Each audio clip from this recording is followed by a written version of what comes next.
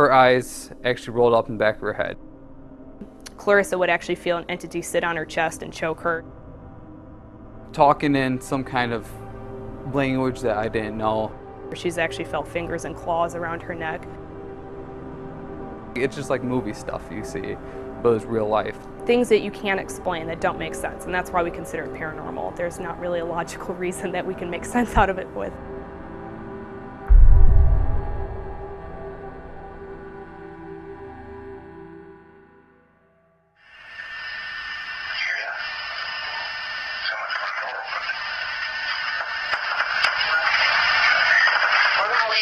Sometimes you'll get EVPs or electronic voice phenomenon, which are believed to be the bodies of the dead or deceased. You'll actually hear them talking while you're not even asking questions. Like you happen to set it down over here and they happen to be talking, and you can actually capture voices. What we'll do is end up setting up the video cameras that we have. We have 4 surveillance cameras that do just like a security system for a house.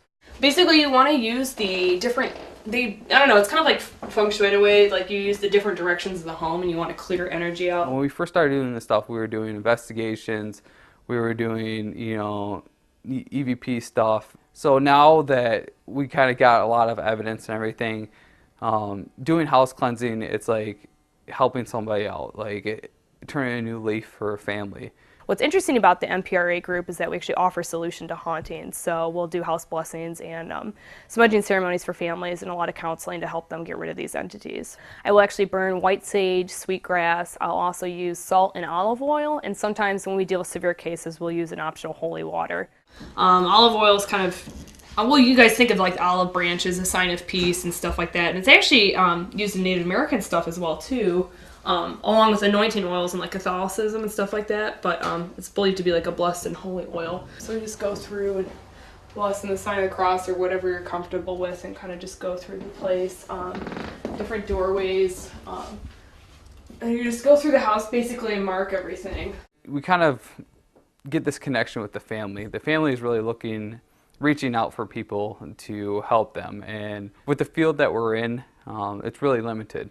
So when they actually find somebody that's willing to help, we kind of build this connection with the family.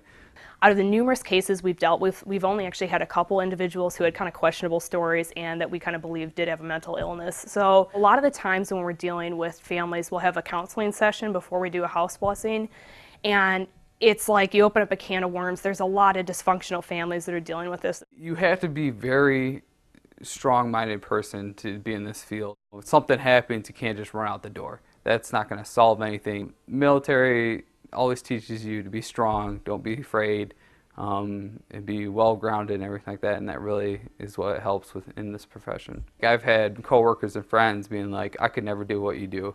I mean, that stuff just scares me to death. And you're like, well, if you're around it like I am, then you get used to it. Just like overseas, like, yeah, it was scary in the beginning, but 4 or 5 months down the road, you react to it, but you're used to it after a while.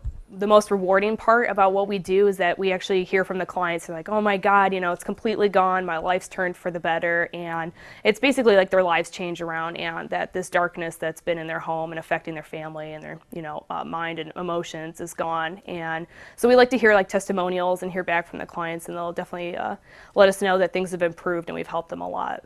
When we had a family sleep in a living room all with each other just because they were so scared to sleep in their rooms, that really says something when you can actually leave there and get an email from them saying everybody slept in their room. We're really happy with this. When you actually turn somebody's life around, it's worth it. For all the crap that we go through, it's worth it.